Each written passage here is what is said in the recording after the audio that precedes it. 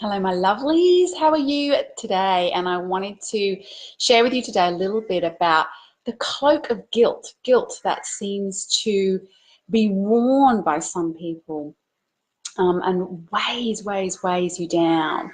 I'm Beks Thompson here on Barbie Island, and I'm an integrated health and personal development specialist. And the thing that I love to do is to help women make a bigger impact in the world without denying themselves, without denying their health, without denying their feminine. Because I don't know if you agree. Let me know. We're on here live, so it's going to take a little bit for people to start joining us. And if you are joining us now, let me know if you agree that guilt is a huge issue for women. Yeah, and just give me a little, hey Cindy, let me know if you're watching. Give me a little thumbs up, give me a little heart so I can see who's coming up here on the feed. I know we've got a few watching and we don't always see the names coming on. So do you agree that guilt can be a big issue? And it seems to be more for women than for men. I mean, I'm in a household full of men. I have 2 teenage boys and a husband, and I know teenagers generally maybe don't struggle with guilt per se, but I know amongst my women friends, I know amongst my clients that guilt is something huge. And because I work with women to help them really take the handbrake off of what is holding them back and help them make that bigger impact, a lot of the times we have to look at guilt, because when we are holding ourselves back because we are concerned that by doing something, we are going to take something from someone else. Yeah, it's this kind of messed up way that we hold ourselves back. And I want us to have a little bit of a look at it. Hey, Miranda, we're talking today about guilt and what we can do around it, how we can recognize it and see it for what it really is, because it's not what you think it is. Let me just say that again. Guilt is not what we think it is. So let's just see how it presents. Yeah, there are 3 ways that guilt, excuse me, guilt presents. And one is physically. So if we're struggling with guilt, we can feel a sense of real heaviness. And that's why I call it the cloak of guilt. It can be this sort of weight, excuse me, that holds us back. And that holds us down, if you like. And when we're feeling a sense of guilt, we don't maybe step up for that job or say yes to that opportunity because we're worried perhaps about the money that might take, the time that might take us away from our family. We're guilty about maybe being successful. I would love to hear, when you're watching this and if you're watching the replay, what are the things that you tend to struggle with guilt around? Now, I know probably in my personal life, I don't struggle with guilt as much as maybe in my business. So I know I went away this weekend and had an amazing dance camp. And I feel good in honoring myself with that. I spent a lot of time on, honoring myself and being okay with that and knowing that whatever I do from the highest is going to help my family.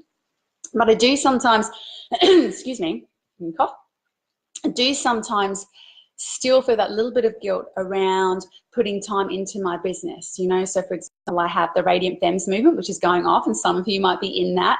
And I didn't post in that this weekend. And I just did feel that little kind of like guilt about, oh, I should be doing that, rather than giving myself full permission to have time just for me and not to be distracted by computers. So, I dealt with that, but there are these little things that creep in. So, hey, Rhonda, you've just joined us. Let us know if anyone else is on here, whether you relate to this around guilt being a really heavy weight that some women can carry, and it can really hold them back. And I think on lots of levels, many women struggle with this. So the first thing that we talked about is that it can present as a weight. And you might not directly relate to this. You might not think that you feel guilty, but do you have a weight of something that seems to hold you back? That you make excuses that are around other people or other situations for why you don't step up? And is guilt related to that somehow? This can take a bit of unpacking. So it might be useful to have a little pen and paper while we're chatting now, because you may want to jot some of these things down and come back to it later. These things don't always suddenly reveal themselves immediately. It can take a little bit of pondering on. This is the first thing. There can be a sense of weight that holds you back from doing something because you feel guilty. Like we said, that you're taking time or money or opportunity away from other people or becoming better than. And we don't want other people to feel bad, maybe. The second thing is that guilt disguises the truth. Yeah, that's another reason why I call it a cloak. It's a veil over what is actually true for you. So we put the responsibility over here on what we feel guilty about rather than with ourselves. So let's say you felt guilty about spending the money on doing something that was for you, that was around personal development or your health or, you know, your well-being, something that's for your highest, but you felt guilty perhaps about the time or the money, and so you don't do it. What is that guilt hiding? And it might be, it's going to be different for everyone, but it's a really convenient excuse, isn't it? It's a convenient problem to have that means that you don't have to do that work.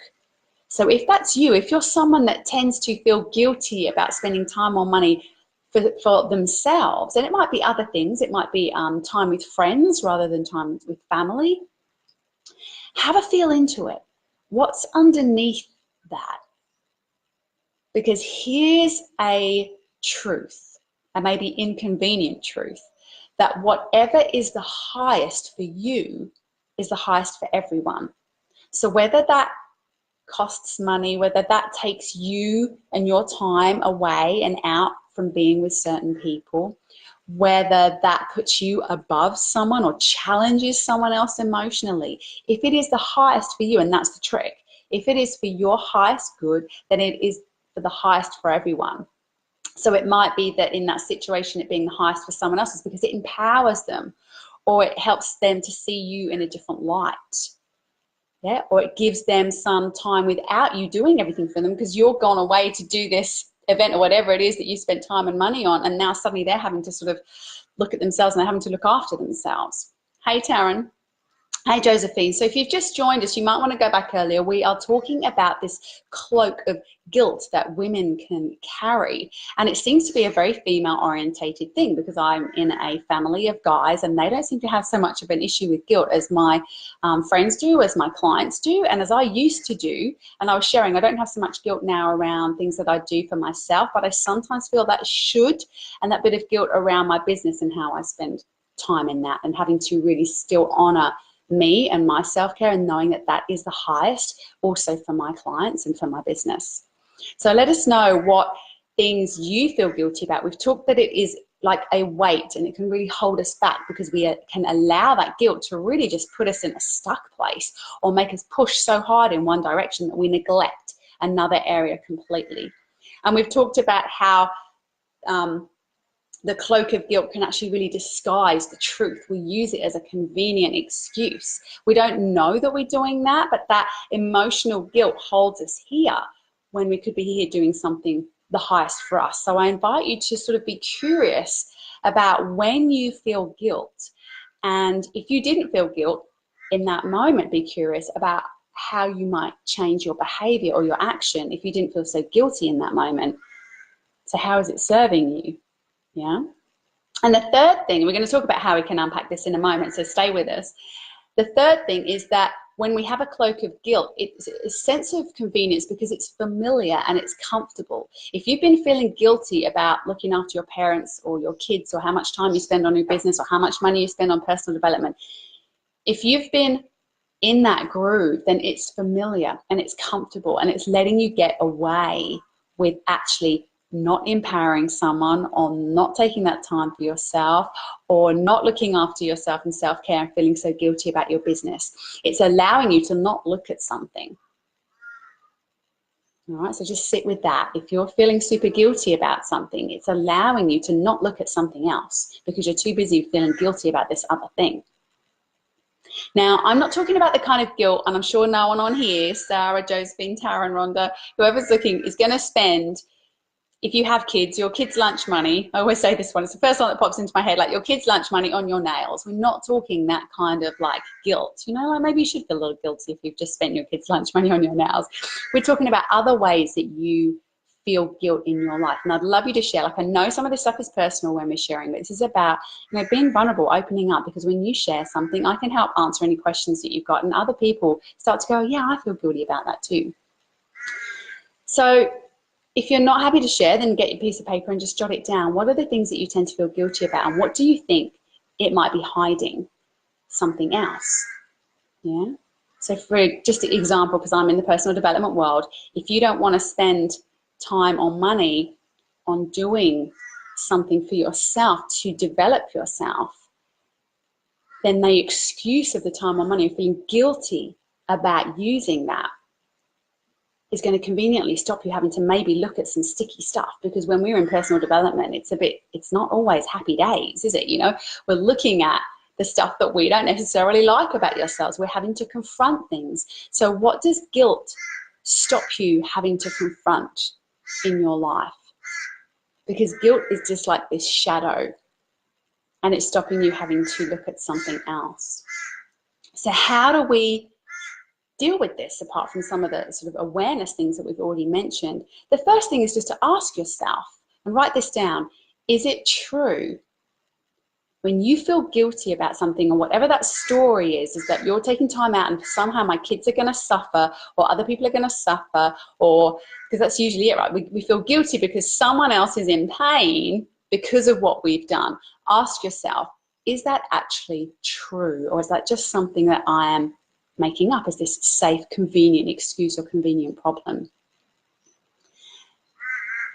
And what could it be hiding that you're not actually addressing? Yeah. The second thing is to actually energetically lift that cloak off, to sit with the weight of that guilt.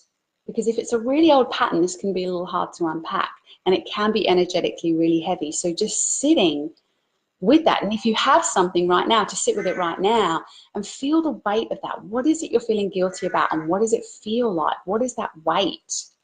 Like a cloak. And can you visualize right now just taking the weight of that cloak off and to the side, and perhaps taking a deep breath and expanding into your fullness without that weight? Without that weight, can you give yourself permission to be all that you can be without the guilt? Without the guilt. And the third thing is self-love. Now, we talk a lot about self-love and what we deserve and what is, you know, spiritually and for the highest sort of degree of selfishness for ourselves. But what is your highest? Do you love yourself? And what can you say to yourself, and what can you do for yourself to show that love? And in what ways do you deny that love?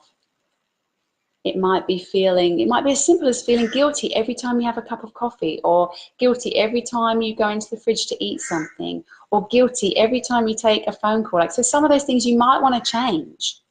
You might want to change some of those things for your highest, but feeling guilty just drops and lowers that vibration even more. What if in that moment you could say to yourself, what would love do? In any moment, whether it's the chocolate from the fridge, or whether it's the spending some time on money on looking after yourself. What would love do in that moment? And if you could actually turn it around and say to yourself, I love you. I love you so much. And right now, this is what I want for you. And then if you go ahead and you have that coffee or that chocolate, or you don't spend that money, or you do, at least you've kept yourself at a higher vibration, if you like, a higher emotional level, because whatever we think, whatever we feel, we're creating in every moment, and guilt is one of the lowest vibrations. And so it's creating more and more and more of the same. So instead, if you could say to yourself, I love you so much, to yourself, this is what I would really, really love for you in this moment. I would love you to try that and let me know what you think. And I have done this myself on really deep and profound levels, on lots of different ways, whether I'm spending 10 grand on a course, or whether I am about to have a coffee that I know I probably don't want, or, you know, whatever it is, or spending time, you know, with my friends versus being on a course versus being with my family. You know, we need to learn to be able to drop into what is the highest, and asking what love would do is one way around it. You know, there are lots of layers to this, but this is a great place to start. So you need to, just quickly recap for anyone that joined us before, you need to look at, is this true? What truth could this cloak of guilt be disguising? Is this guilt really true? And what is it based on? And what is it perhaps hiding that you're not wishing to look at, which is the root, which we have to look at, right? Can you energetically practice lifting off that cloak of guilt so that you feel that that weight is lifted? You don't have to carry that, because sometimes guilt is from a long line past, a family and ancestry. It's not ours to carry. And actually energetically lifting it off can help us to see more clearly. And then what would love do? What would love do in that moment? What do you deserve?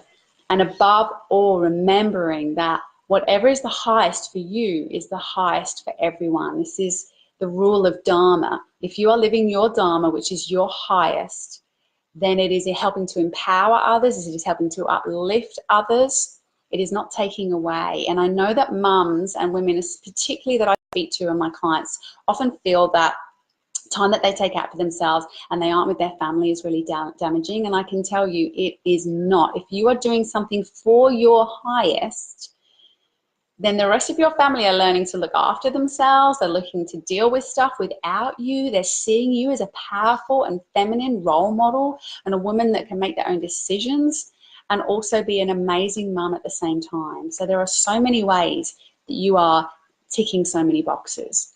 So I would love to hear from you. If you have any questions about that, or something that doesn't make sense for you because of your experience, or a question that you would like to ask, or just to share about your experience with guilt and what you've done to manage it, that would be really, really amazing. Now we also have, because I'm so passionate about this, we run foundational events to introduce you to a lot of the different sort of physical ways that we can really drop in and find out what our highest actually is, and ways that we can really start to question this, is it true thing? Because if we can't drop into and understand and sense into what is true, then it's very hard to move forward from there sometimes. Yeah, we get stuck in doubt and confusion and guilt, and we never manage to realize our full potential. So if you are someone that wants to make a bigger impact in the world, but you do find that sometimes your mental or emotional state or your circumstance seems to hold you back, then I would love to invite you along to our foundational training. We just have a couple of spaces left this Friday on Bribie Island, 10 to 1. All the details I'm going to put in the link underneath here in the comments, because Facebook don't really like us putting links in the top. And there is still time just to jump in. We have just a couple more spaces. We have over 20 women joining us. It is always an incredibly impactful day. It's 3 hours of hands-on embodied training. People have said that they have had more out of these 3 hours than 3 years in therapy, in terms of moving them forward and understanding themselves and knowing how to take those next steps to making a bigger impact without denying your health, yourself, or your feminine. So if you would love to know more about that, then check out the comments. Once I finish up here, I'll put a little link to that event in the comments below. And I would love, love, love to see you there. And I'll come back and check on any of your comments later. All right, my lovelies, take care. Have a great day. Bye.